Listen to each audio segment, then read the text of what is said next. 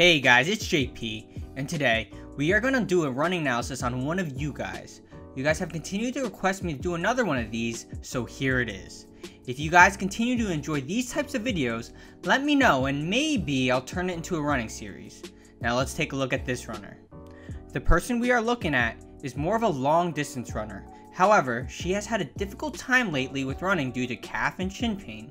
She asked me to take a look at her form and see if there may be ways to improve the way she runs. Hopefully, you will learn a thing or two to improve your own running as well. First, let's briefly go over the context of this clip.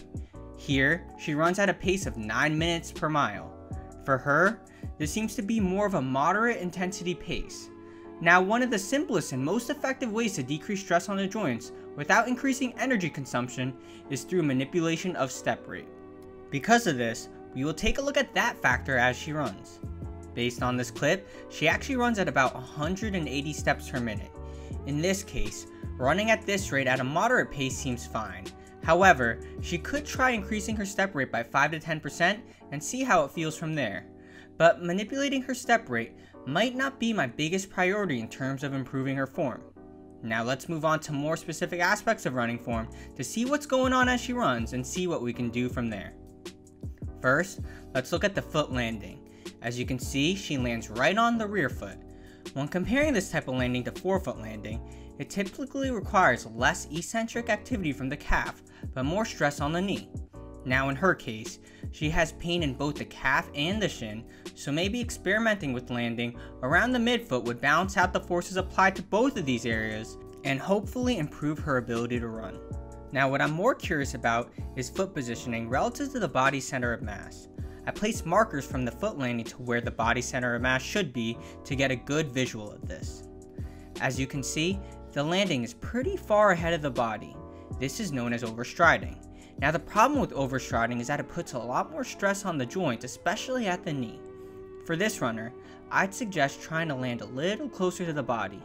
I'd rather have her focus more on foot positioning rather than what type of foot strike she has as the foot touches the ground. One nice example of this is looking at the way Mary Katani runs, who holds the women's only marathon world record. You can see that she lands around the rear foot, however, she is not overstriding. Landing a little close to the body, where the shin angle is basically perpendicular to the ground, may decrease stress around the legs and hopefully improve tolerance to running. Next, we will look at the leg movement as the foot first touches the ground to when it pushes off the ground. I placed markers to see this range more clearly and can see that it's a little short. Now let's try to find ways to open up this stride. One way is to technically increase the range in this forward section. However, this would lead to increased overstriding as I mentioned earlier. The better way to do this is to increase this backside movement by extending those hips a little more.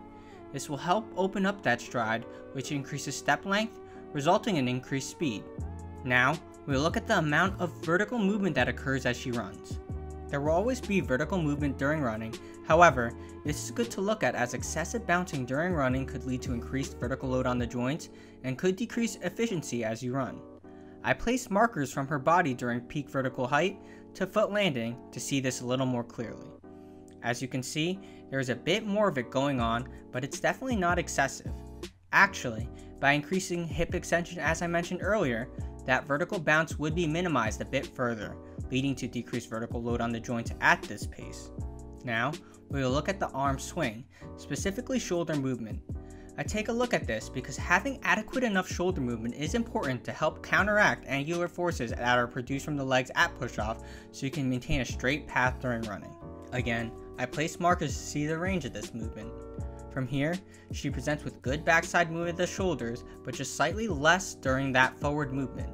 This range may be impacted by her holding her cell phone by what you see here. You can also see that the right hand does not raise as high as the left hand. I mentioned in a previous video that arm swing asymmetry can hint at step length asymmetry. However, in this case, it just seems to be due to holding the cell phone in the hand as I mentioned earlier. Finally, we will look at the head. Here you can see that she maintains it in a pretty neutral position. She keeps it relatively stabilized as there is no excessive back and forth head bogging as she runs. This is good as this helps keep the core stabilized as well, which aids in maximizing force reduction from the legs. Of course, I'd love to see a frontal view during the run, as this shows the side-to-side movement of not only the head, but also the body, which would give us a better picture of the way she runs. However, we don't have the footage of that. Overall, in terms of improving form, my suggestions would be to have the foot land a little closer to the body, extend the hips a little more during push-off, and maybe try landing a little closer to midfoot during running. Actually, as of now, she has been running pain-free, which is absolutely amazing. We will see how it goes as she continues to increase the intensity and distance of her runs. Also, one last thing is that even though this video was focused on improving running form, strength training should also be incorporated, as this is essential to running better for all types of runners. And that's it for the quick running analysis on one of my fans. I hope you guys enjoyed the video. Please leave a comment below and let me know what you think. Also, let me know what you'd like to see for my future videos. Anyway, as always, thank you for watching.